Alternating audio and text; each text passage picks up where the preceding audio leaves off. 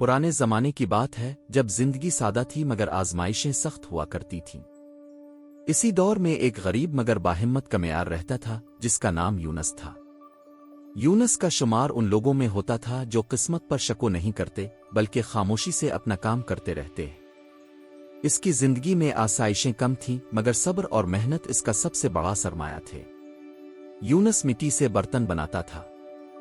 सुबह की पहली रोशनी के साथ ही वो अपनी छोटी सी झोंपड़ी से निकल आता, हाथों में मिट्टी लगाता और चाक को घुमाते हुए रोजी की तलाश में लग जाता।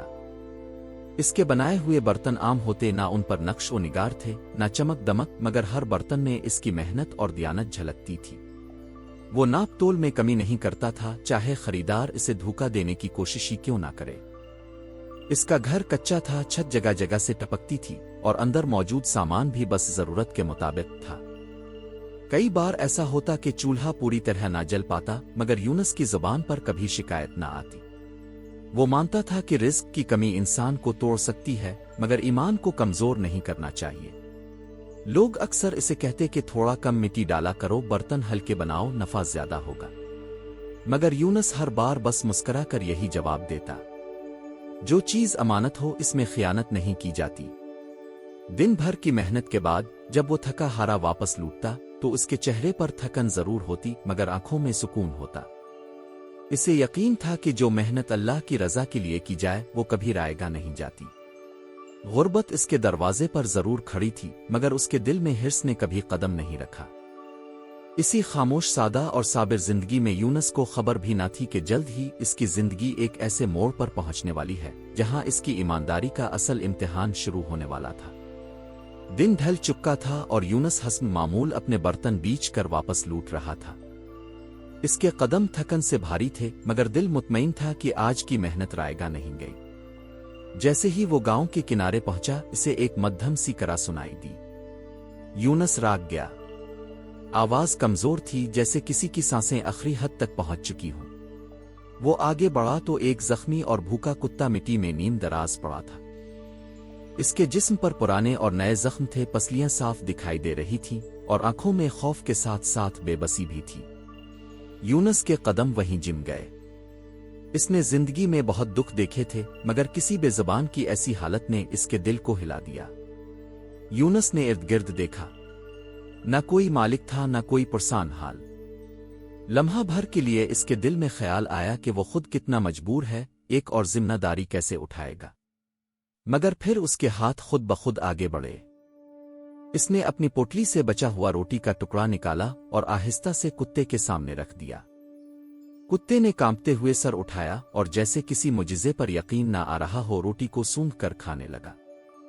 इसी लम्हे यूनस ने फैसला कर लिया। इसने कुत्ते को आहिस्ता से उठाया, अपने कंधे पर डाला और घर की तरफ चल पड़ा। रास्ते भर वो बस यही सोचता रहा कि जिसने इंसान को सहारा देना सिखाया है वो जानवरों पर रहम करने से कैसे रोक सकता है। घर पहुंचकर जब इसने कुत्ते को सहन में लुटाया तो घर वालों की नजरें हैरत से फैल गईं। बीवी ज़ैनब ने फिक्रमंदी से कहा, हम खुद मुश्किल में हैं, ये और मुसीबत क्यों ले आए हो।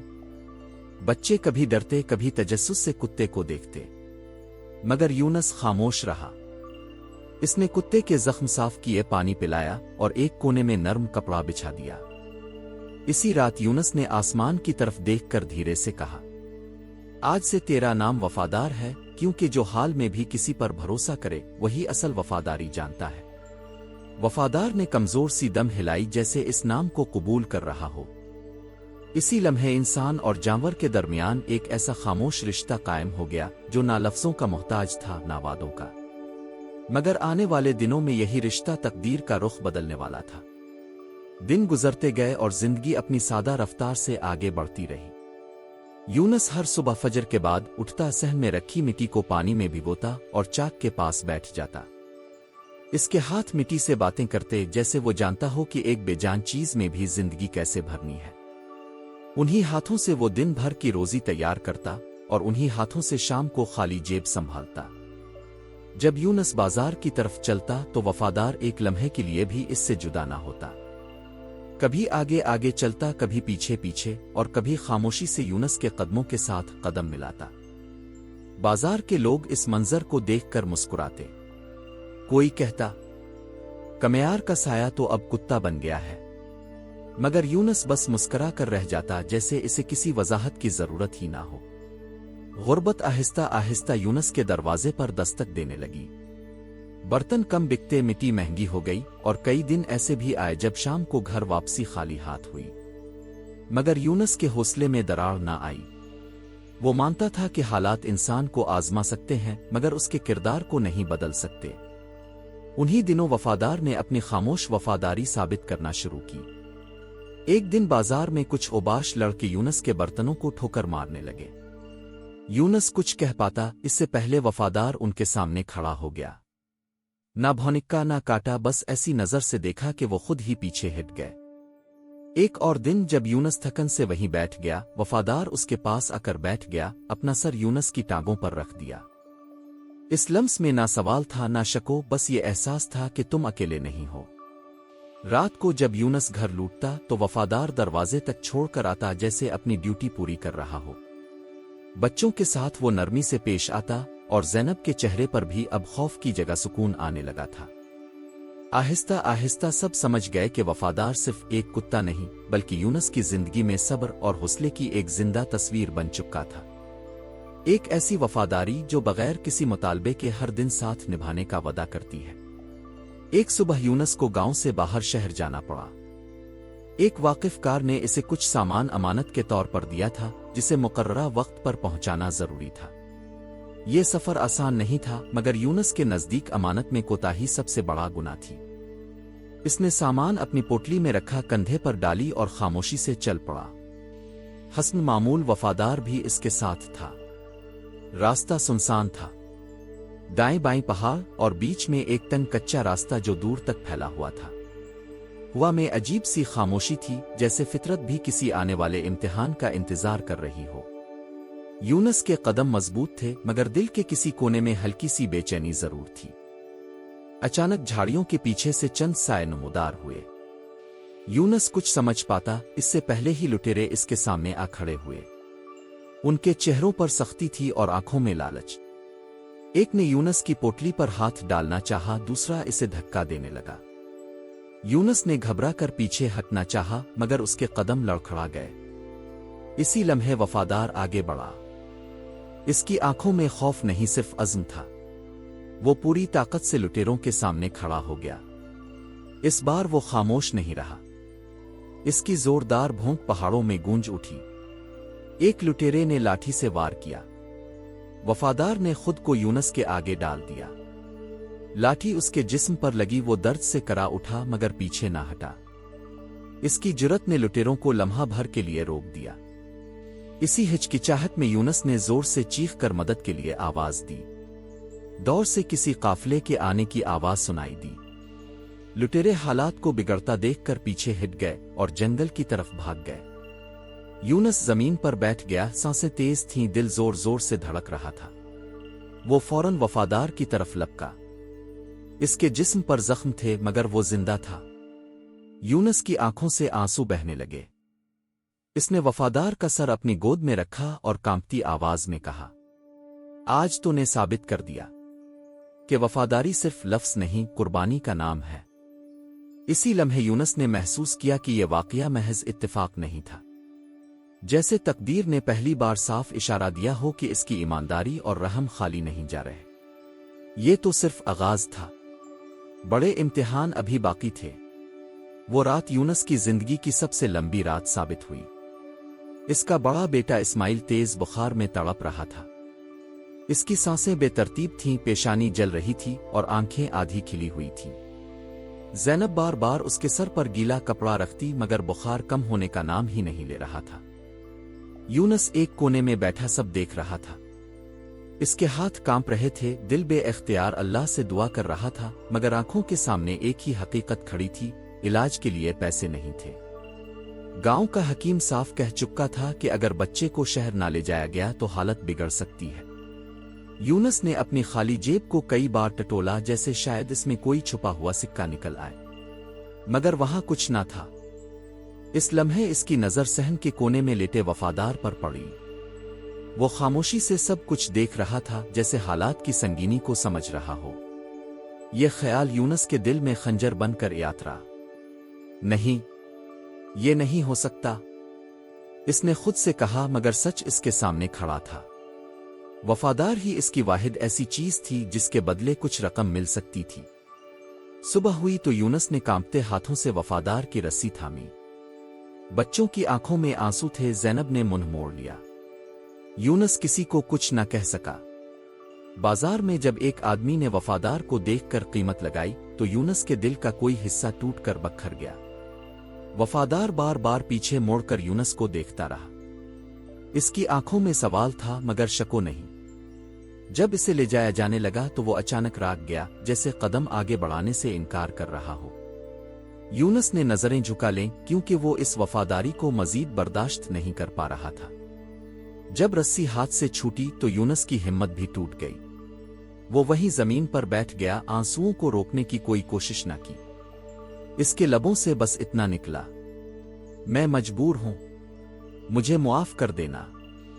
وہ دن یونس نے اپنا سب سے قیمتی ساتھی کھو دیا تھا۔